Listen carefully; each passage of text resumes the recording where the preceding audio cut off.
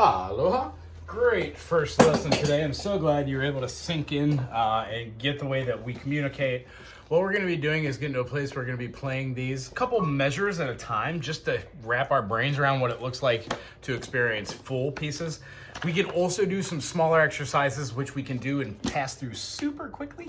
Believe me, this is well worth it doing it in the brain if you've never done it. By accomplishing doing a full book, it just does something to the brain. It adds it in the repertoire of things that you're going to learn now and forever. A little recap on what we're doing. In order to find middle C, which is right here, we could go down to the lowest C. I find C by going to the 2 or the 3. If I go to the 3, it's a thumb down, which is a half step, and then a fourth way. Right here. If I find it from the 2 black keys, I go directly down a half step, a minor second, a semitone, or a semiqueva, if you want to say that. So C1, C2, C3, C4, C5, C6, C7, C8, so on and so forth. This is middle C, though, as C4. When I take my thumb and my thumb, this gives me my position onto which I'm going to be sitting for pieces in the key of C major. So what it does is it gives you your bass notes, which are general, your 4 and your 5, F and a G, and then it gives you your 1, 2, 3, 4, 5, your basic chord creation for a 1, 3, 5 triad, and then a 2 for a sus, or a 4 for a sus, and then 1 finger extension. So you could have a C major 1, 3, 5 with a 6. So a C major 6 can be played like with that extra extension finger. Long story short is we hear what the 1, 2, 3, 4, 5, 6, 7, 8, 9. We don't really call it a 10 because it's either a major or a minor, but we sure as heck call this an 11th and this a 13th. The 13th is the same as the 6th. The 4th is the same as an 11th, and the 2nd is the same as a 9th. They just add gravitas. Here's a C major sus 2. Here's a C major 9. Here is a C major sus 2. Here is a C major 9. Here is a C major 9 with an inversion. This would be a first inversion. C, E, G. When I take C as being the lowest note and make the lowest note my third, it now makes still a C major, but the E is the leading tone. This is a way to manipulate our 1, 3, 5 with another note. We will talk about that in further lessons and further exercises, but today we're going to talk about our 4 types of chords. A 1, 3, 5, a 1 flat 3, 5, a 1, 3 sharp 5, and a 1 flat 3 flat 5. Between these 4 chords, major,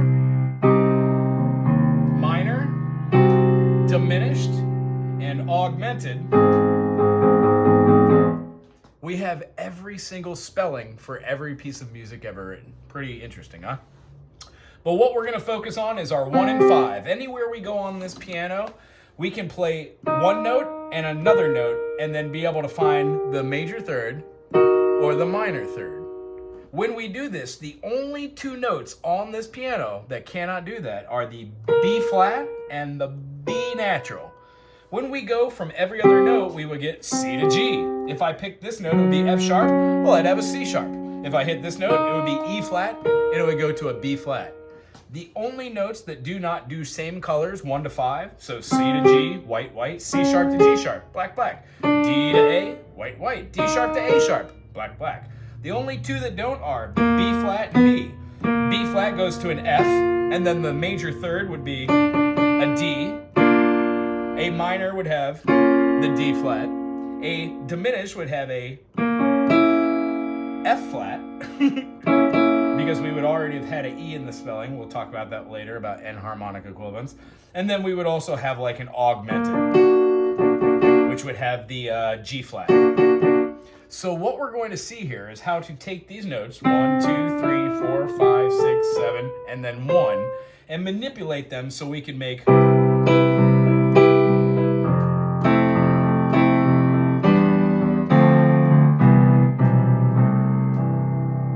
awesome music.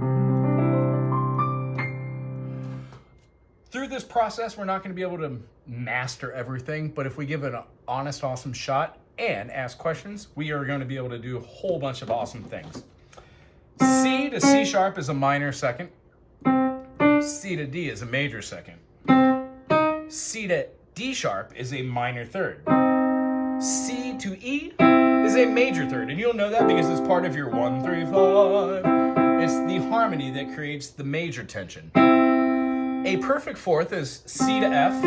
It also resembles your 1 thumb finger to your ring finger. An augmented uses 1 to the 4th finger, but now we sharpen that 4 to have an aug 4. Our 1 to 5 is the aforementioned perfect fifth that we use for every single thing except for the B flat to F and the B to F sharp or G flat. When we're going through the process of hearing an augmented fifth, that's what we use in our 1, 3, 5 for our augmented note. The Muffin Man was seated at the end of the laboratory. It should build tension. Our 1, 3, 5, 6, our 1 to 6 here is also a minor movement. We will use that for the minor 6. Our flat here is a flat 7th, becomes our note that we use in our C major plus a E diminished, gets a C7, gives us that dominant kind of feeling. That's our dominant note. It's a minor 7th. Here's our major 7th, which gives a light and airy kind of feel, a little bit airy like the major chord. And then our resolution to the 1. Everything after that is just adding on notes to these. C major 6 or C major 7 add 9. C major 7 add 9 add 13. Interesting, huh? So what we do is we learn how to play scales. We learn how to do finger movements.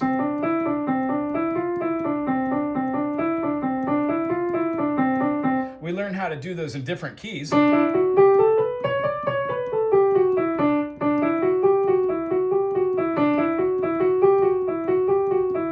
then we learn how to express ourselves through these notes. If I was playing a C major to an F to a G, there's no reason for me to play the root chord and jump around the piano like this, like I was a robot. What I do is I find a C major here. By moving certain notes of the C major, I get the F major, and by moving my frequency over, I get the inversions of my G major. And what happens is the melodies that we play, like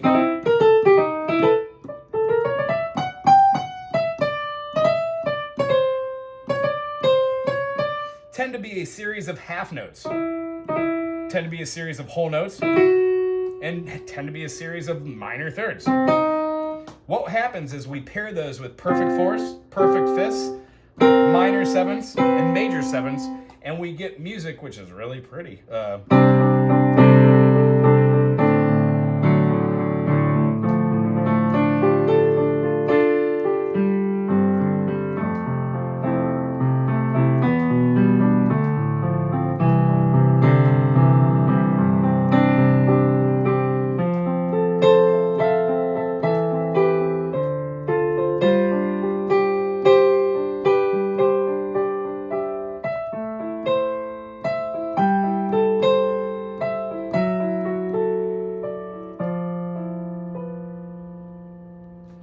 So on and so forth. What I like to encourage with my students is to get a fair amount of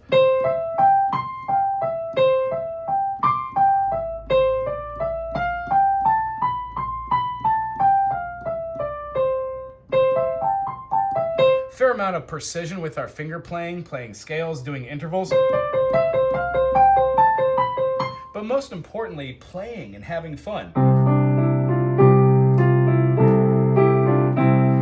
What notes and what harmonies actually really sound good together. And what I feel is by playing the wrong notes, you actually hear what the right ones are. I'm going to do my best to keep your fingers in order and see that we could stem from one part of the piano to the other while focusing on right hand individually, focusing on left hand individually, and then eventually putting those together and working on pieces of music which make you happy. Other than that, it was really nice meeting you today. I will see you next week, same time. And then for this video, go over this minor second, minor third, major third, perfect fourth, augmented fourth, perfect fifth, augmented fifth, minor 6th, minor 7th, major 7th, and then our octave. Next week, we're going to be talking about how to play our C major scales with all fingerings and our crossovers, including our thumb under and our fourth or third over. Doing those in all of our white keys and examining what C major, G major, and F major are with their according sharps and flats, and thusly beginning our adventure into the modal system of having a C major or a C major or a C Lydian or a C Mixolydian. These things might seem a little bit out of reference, but if you Google how modes are named, it will come up with a back history that'll talk about the era and the people that were involved in naming these. Ugh.